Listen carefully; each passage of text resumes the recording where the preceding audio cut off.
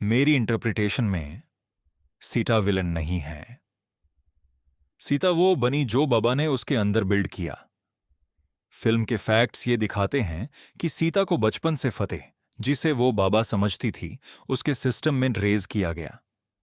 उसकी ट्रेनिंग हुई, उसके अंदर अल्फा सीरम का कनेक्शन था और उससे एक एलीट असैसिन बनाया गया।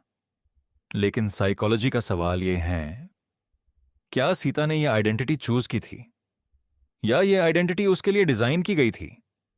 यही अल्फा की सबसे डार्क साइकोलॉजी है।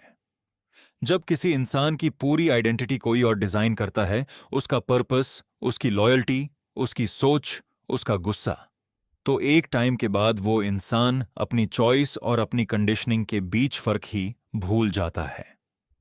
इसको हम आइडेंटिटी कंडीशनिंग के एंगल से समझ सकते हैं। सीता को बीएसएस ट्रेन नहीं किया गया। मेरी रीडिंग में सीता को डिफाइन किया गया।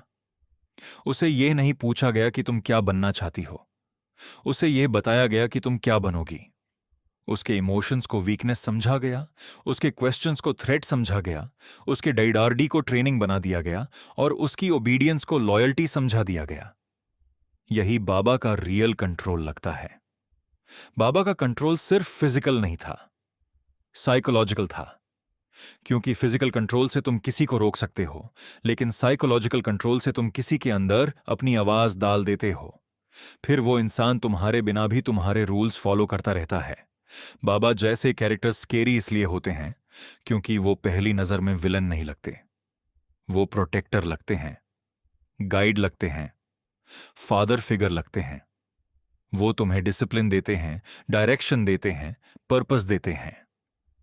और जब एक कंफ्यूज्ड या ब्रोकन इंसान को पर्पस मिलता है तो वह पर्पस को ट्रुथ समझने लगता है।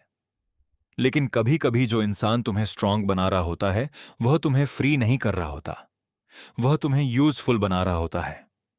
सिटा के साथ ट्रेजेडी भी यही है। दुनिया उसकी स्ट्रेंथ देखती है, सिस्टम उसकी कैपेबिलिटी देखता है, बाबा उसकी यूजफुलनेस देखता है, लेकिन क्या कोई सीता को देखता है? The real person behind the alpha? Alpha बनना पावरफुल लगता है, पीआर स्ट्रांग होना और स्ट्रांग बनाया जाना सेम चीज नहीं होती। रियल स्ट्रेंथ चॉइस से आती है, कंडीशनड स्ट्रेंथ प्रेशर से आती है। रियल स्ट्रेंथ में इंसान अपनी वीकनेस एक्सेप्ट कर सकता है, कंडीशनड स्ट्रेंथ में वीकनेस को एनिमी बना दिया जाता है। मेरी इंटरप्रिटेशन में बाबा सीता के अंदर एक बिलीफ इंस्टॉल करता है, तुम स्पेशल हो, तुम नॉर्मल लोगों जैसे नहीं हो, तुम इसी मिशन के लिए बनी हो। तुम्हारा डीआरडी तुम्हारी वीकनेस नहीं, तुम्हारी पावर है। सुनने में यह पावरफुल लगता है। पीआर इसी लाइन में मैनिपुलेशन छुपी है, क्योंकि जब किसी इंसान को बार बार बोला जाता है कि तुम स्पेशल हो, तो वो धीरे धीरे नॉर्मल ह्यूमन नीड से डिस्कनेक्ट होने लगता है। लव डिस्ट्रैक्शन लगता है, फियर वीकनेस लगता है, डाउट बिट्रेयल लगता है, रेस्ट वेस्ट लगता है और क्वेश्चनिंग डिसोबीडियंस लगती है। फिर इंसान मशीन बनने लगता है। मशीन फील नहीं करती, मशीन क्वेश्चन नहीं करती, मशीन बीएसएस फंक्शन करती है। और बाबा को शायद एक इंसान नहीं चाहिए था, यूज एक वेपन चाहिए था, एक अल्फा। पर यहां एक इंपॉर्टेंट बात है, सीता की कंडीशनिंग उसके एक्शंस को एक्सप्लेन कर सकती है, लेकिन एक्सक्यूज नहीं करती। एक्सप्लेनेशन और एक्सक्यूज अलग चीजें होती हैं। हम ये नहीं कह रहे कि सीता कंप्लीटली इनोसेंट है। हम ये कह रहे हैं कि सीता को समझने के लिए उसके एक्शंस के पीछे की प्रोग्रामिंग समझनी पड़ेगी।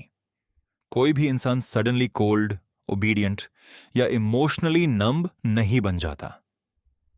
उसके पीछे रिपीटेड कंडीशनिंग होती है, रिपीटेड रिवॉर्ड होता है, रिपीटेड पनिशमेंट होती है और सबसे इंपॉर्टेंट, रिपीटेड मीनिंग होता है। बाबा का सबसे बूढ़ा साइकोलॉजिकल ट्रिक मेरी रीडिंग में यही है, he makes control feel like destiny. वो सीता को यह फील नहीं करवाता कि मैं तुम्हें कंट्रोल कर रहा हूं, वो सीता को फील करवाता है कि मैं तुम्हें तुम्हारी असली डेस्टिनी दिखा रहा हूं। और जब कंट्रोल डेस्टिनी जैसा फील होने लगे तो इंसान रेजिस्ट करना बंद कर देता है। यही सीता का रियल कॉन्फ्लिक्ट है। एनेमी बाहर नहीं है, एनेमी अंदर है। वो वॉइस जो कहती है तुम इसी के लिए बनी हो। तुम्हें वीक नहीं पड़ना, तुम्हें क्वेश्चन नहीं करना, तुम्हें फील नहीं करना, तुम्हें बीएसएस मिशन कंप्लीट करना है। पर मे बी वो वॉइस सीता की है ही नहीं, मे बी वो बाबा की वॉइस है। और हीलिंग तब स्टार्ट होती है जब इंसान पहली बार ये पूछता है, मैं क्या चाहता हूं।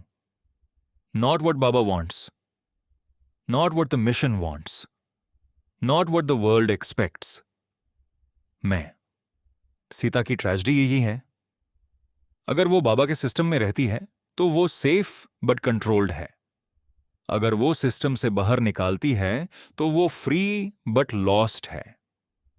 और बहुत लोग फ्रीडम इसलिए चूज नहीं करते क्योंकि कंट्रोल फैमिलियर लगता है। रियल विलन कभी कभी वो नहीं होता जो तुम्हें डिस्ट्रॉय करता है। रियल विलन वो होता है जो तुम्हें अपनी मर्जी का वर्जन बना देता है और फिर तुम्हें कन्विंस कर देता है कि वही तुम्हारी रियल आइडेंटिटी है। बाबा ने सीता को पावरफुल बनाया, लेकिन पावर और फ्रीडम सेम चीज नहीं होती। पावर का मतलब है तुम लड़ सकते हो, फ्रीडम का मतलब है तुम चूज कर सकते हो। और अल्फा का रियल क्वेश्चन यही है, क्या सीता सच में अल्फा है, या सीता को अल्फा बनाया गया ताकि वो किसी और के मिशन के काम आ सके? Because there is a difference between becoming powerful and becoming yourself. अगर ये एनालिसिस पसंद आया, कमेंट करो। Conditioning is not identity. और बताओ नेक्स्ट किस कैरेक्टर की साइकोलॉजी चाहिए, मुन्ना भैया, शिवम पंडित, हर्षद मेहता या Kabir Singh? This is inner villain. Sometimes the villain is not the person outside you. Sometimes the villain is the voice inside you that was never yours to begin with.